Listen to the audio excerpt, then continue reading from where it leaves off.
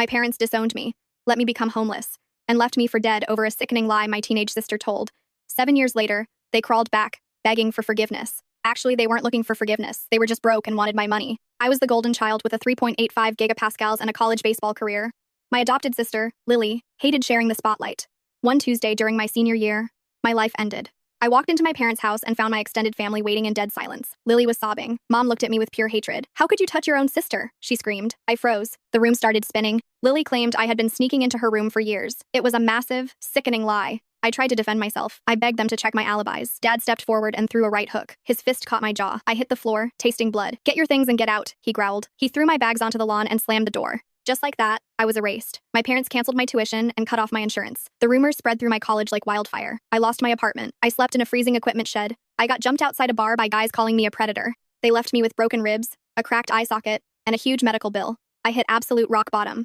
I stood on a bridge in the freezing rain, ready to jump. A retired Marine named Frank stopped me. He gave me a hot meal, a place to sleep, and eventually a job at his private security firm. I rebuilt my life from scratch. I became his business partner. I met my amazing wife, Sophie. I finally found peace. 7 years passed. Then my office phone rang. It was my mother. Lily confessed. She cried. She made it all up. My blood ran completely cold. 7 years of absolute hell, all for a lie. I agreed to meet them at a coffee shop. Frank and Sophie came as my backup. I sat in the corner booth. My parents walked in looking 10 years older. Dad was gaunt. Mom's hair was entirely gray. Lily couldn't even look me in the eye. Mom rushed forward for a hug. I immediately took a step back. I told them to sit down. Dad nervously cleared his dry throat. Lily called a family meeting. He whispered. I locked my eyes directly on Lily. I demanded to know why she did it. She finally looked up with red, swollen eyes. "I was just so jealous," she muttered. "You were the perfect son, and I wanted them to pay attention to me." I slammed my hand flat on the table. The entire coffee shop went dead silent. Everyone around us abruptly stopped moving. I slowly pulled out my cell phone. I swiped through photos of my bruised face. I showed them my heavy hospital records. I showed them the reality of my homeless years. Mom covered her mouth and violently sobbed.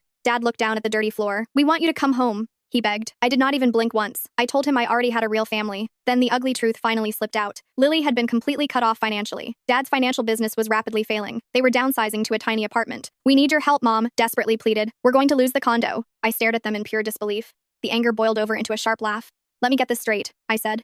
"You completely destroy my entire life. You purposely leave me freezing and homeless. Now you want me to bail you out?" Dad reached his hand across the table. "But we're still family," he softly whispered. I quickly pulled my hand away. "No, we are not," I replied. I stood up from the corner booth. I looked down at the people who threw me away. "You made your choice 7 years ago. Now you can live with it." I dropped a $20 bill on the table. I turned my back on them. I walked out the door without looking back. Today, they have absolutely nothing.